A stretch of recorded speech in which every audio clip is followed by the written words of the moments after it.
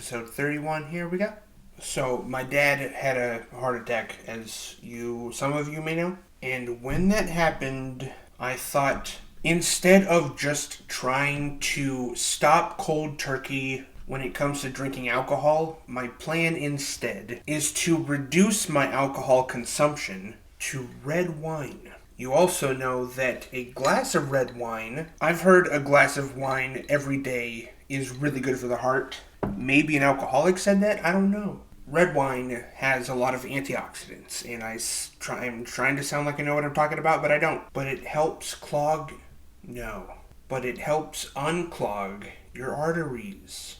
And that just seems like a more reasonable use for alcohol at all. To use it more as a tool, like Stanley Hudson in The Office. He goes, I have one glass of red wine every day. Or something like that. And I like that, because also red wine gives some of the worst hangovers, so there's no reason to go overboard with it.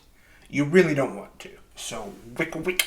I've made 3 movies about death in the past month. My family has been faced with the threat of death 3 times in the last year. I didn't plan it like that, but I trusted the feeling of being compelled to make these movies.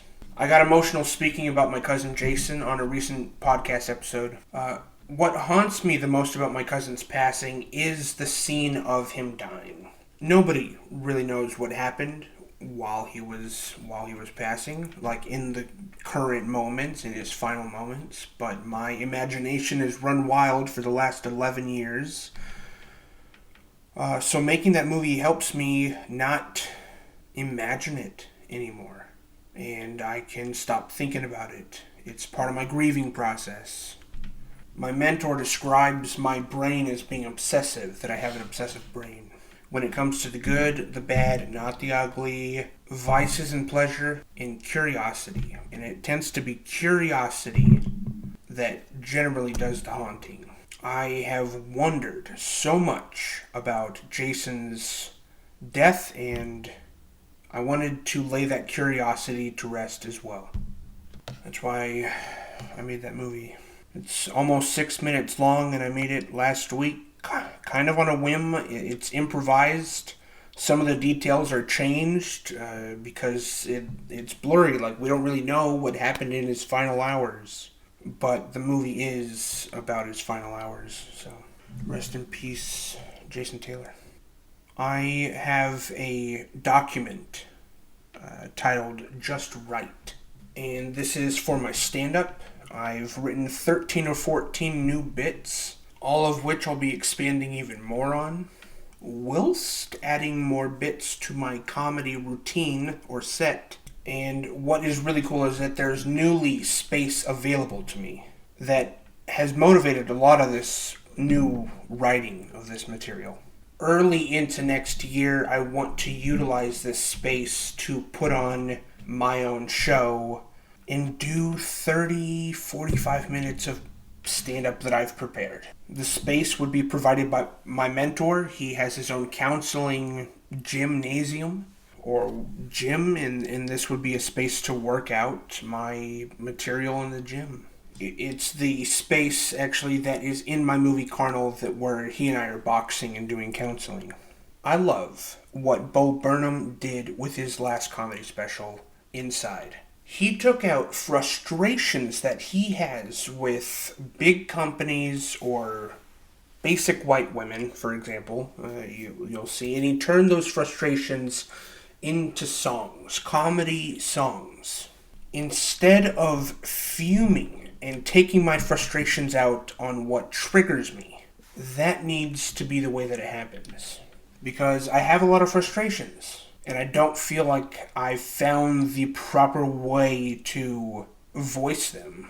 But Bo Burnham really opened doors that have opened doors that have opened doors. My movies are going to be used very similarly, but in more genres than stand-up material really allows for.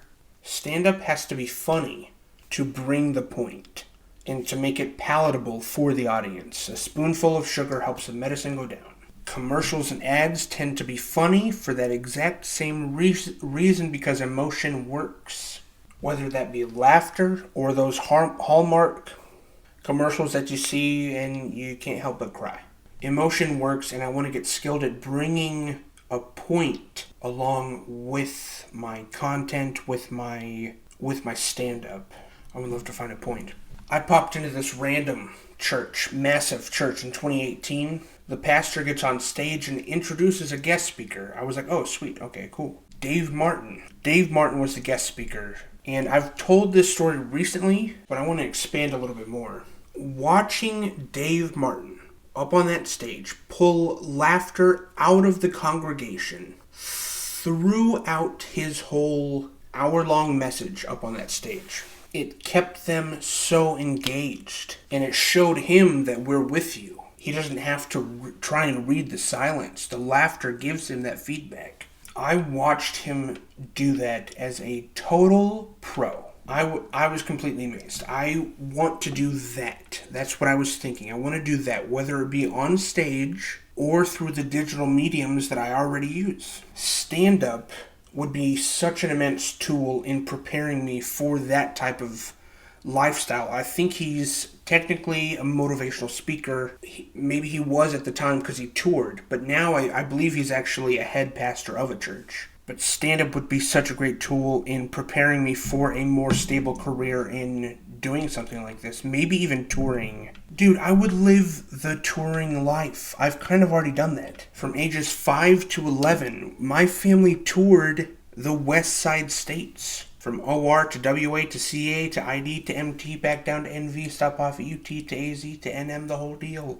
It would be like performing stand-up comedy at churches while also motivating them to not be discouraged in their own struggles behind closed doors. Those two mix, I think, could be really, really impactful. I can see myself being a stand-up comedian, but there has to be more to it. I do see myself as a filmmaker, and I stand firm in my cinematic mission statement. I am a missionary. My family became a missionary family when I was 5, and I have never dropped that title. As a cinematic missionary, I would want to reach a demographic that is not Christians. My demographic would be people who do not believe what I believe. Meaning, with my movies, even my stand-up, I would need to cater to the secular a little bit, like with a faith-based slasher movie.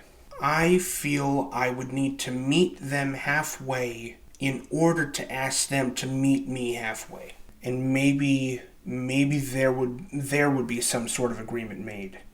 A spoonful of sugar helps the medicine go down. That's my episode.